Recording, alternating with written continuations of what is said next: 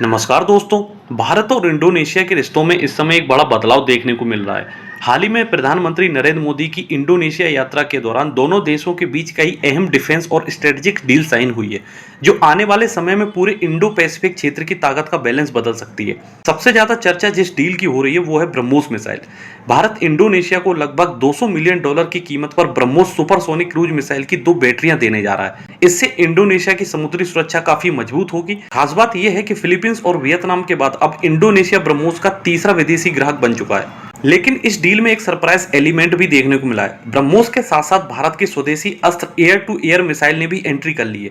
ये पहली बार होगा जब भारत अपनी अस्त्र मिसाइल को किसी दूसरे देश को एक्सपोर्ट करेगा। इसका मतलब साफ है कि भारत अब सिर्फ हथियार बना ही नहीं रहा बल्कि दुनिया को भी बेच रहा है। अगर मजेदार तरीके से देखें तो ब्रह्मोस और अस्त्र को जोड़ दें तो ब्रह्मास्त्र बनता है। और कहीं ना कहीं यही मैसेज भी दिया जा रहा है कि भारत अब एक बड़ी डिफेंस पावर बन चुका है। डिफेंस के अलावा भी दोनों देशों ने कई अहम समझौते किए हैं। टेक्नोलॉजी ट्रांसफर, डिफेंस मैन्युफैक्चरिंग और कोस्ट गार्ड कोऑर्डिनेशन पर खास फोकस किया गया है। साथ ही इंडियन ओशन में सिक्योरिटी बढ़ाने और फ्रीडम ऑफ नेविगेशन को रखने पर भी सहमति बनी है।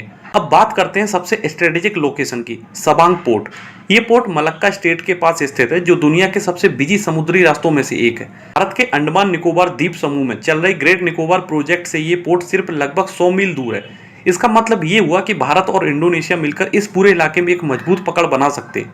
ये वही इलाका है जहां से दुनिया का बहुत बड़ा व्यापार गुजरता है। ऐसे में अगर यहाँ पर भारत और इंडोनेशिया की साझेदारी मजबूत होती है तो इसका असर सीधे चीन जैसी बड़ी ताकतों पर पड़ सकता है। इसके अलावा दोनों देशों ने क्रिटिकल मिनरल्स पर भी सहयोग बढ़ाने का फैसला लिया है। ये मिनरल्स बैटरी, सेमीकंडक्टर और एयरोस्पेस जैसी इंडस्ट्री के लिए बेहद जरूरी होते हैं। भारत की सेल और इंडोनेशिया की क्राकाटाउ स्टील मिलकर मैन्युफैक्चरिंग के लिए जॉइंट वेंचर भी शुरू करेगी। अब अगर पूरे रिश्ते को समझें तो भारत और इंडोनेशिया सिर्फ दोस्त ही नहीं बल्कि इंडो पैसिफिक में एक स्ट्रेटेजिक पार्टनर बनते जा रहे हैं।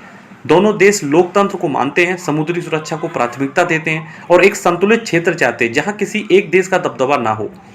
तो कुल मिलाकर ये डील सिर्फ हथियारों की खरीद फरोख्त नहीं बल्कि ये एक बड़ा मैसेज है कि भारत अब ग्लोबल लेवल पर अपनी मौजूदगी मजबूत कर रहा है और इंडोनेशिया के साथ मिलकर एक नई ताकत के रूप में उभर रहा है।